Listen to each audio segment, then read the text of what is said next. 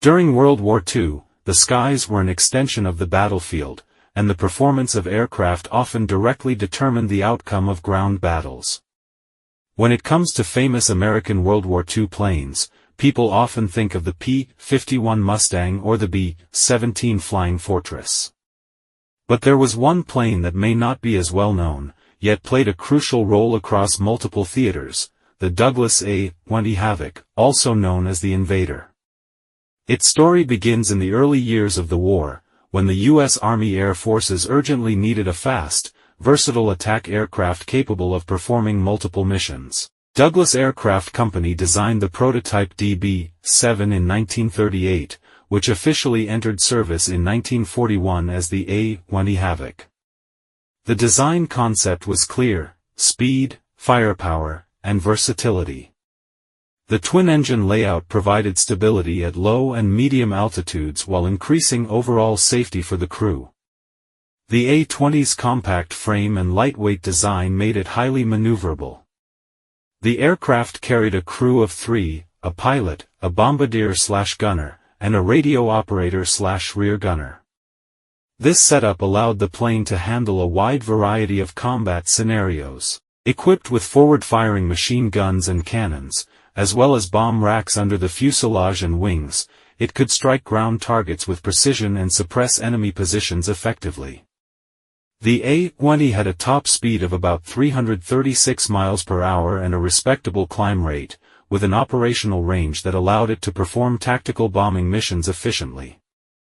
Its versatility made it a true multi-role aircraft, capable of low-altitude precision strikes during the day, stealth night attacks, and direct support for ground troops on the front lines. The A-20 first saw large-scale action in North Africa, where Allied forces needed fast, low-altitude strikes to disrupt enemy lines and supply routes.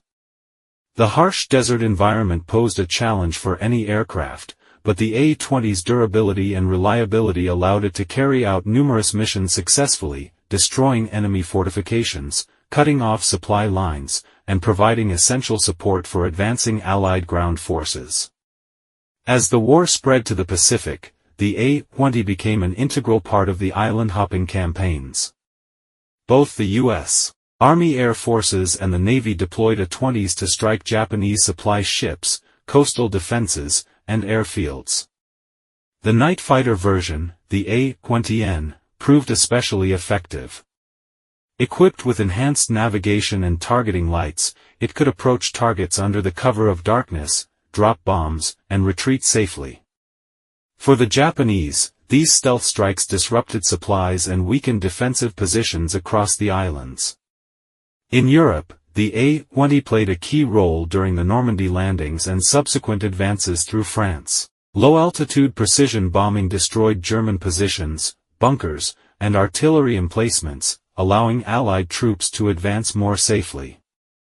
Its maneuverability and firepower combination enabled it to strike quickly and withdraw before enemy defenses could respond, earning it a reputation as a guardian of the ground troops.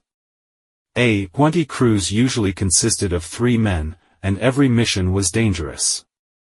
Low-altitude bombing runs meant flying under heavy anti-aircraft fire, while night raids required navigating in near darkness with minimal visual cues. There are countless heroic stories of crews completing 10 or more low-altitude missions over North Africa, returning with planes riddled with bullet holes, or small night strike teams successfully destroying Japanese supply ships with almost no casualties. These stories show that the A-20 was more than just a machine, it was a symbol of courage and skill. The A-20 came in multiple variants, including the A-20B, A-20G, and A-20N. The A-20G featured increased forward firepower for ground attack and night missions, while the A-20N was enhanced for night operations with improved targeting lights and bomb racks. These upgrades allowed the A-20 to adapt to different combat theaters and tactical requirements, demonstrating the importance the U.S. military placed on versatility in aircraft design. The A-20 was not only widely used by the U.S. but also by other Allied nations. The Soviet Air Force operated many A-20s for low-level bombing and ground support, proving the aircraft's reliability and multi-role capabilities. Across theaters, from North Africa to the Pacific to Europe, the A-20 made significant contributions, becoming a key tactical bomber for the Allies. After the war, the A-20 never achieved the fame of the P-51 or B-17, yet historians and military experts highly praise it for its versatility and reliability.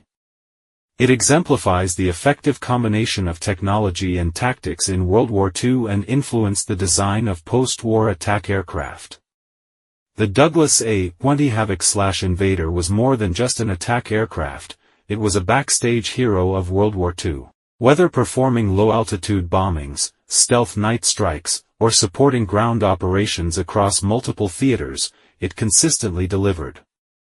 Its story reminds us that speed, flexibility, and a combination of firepower often have a greater impact on the battlefield than sheer firepower alone.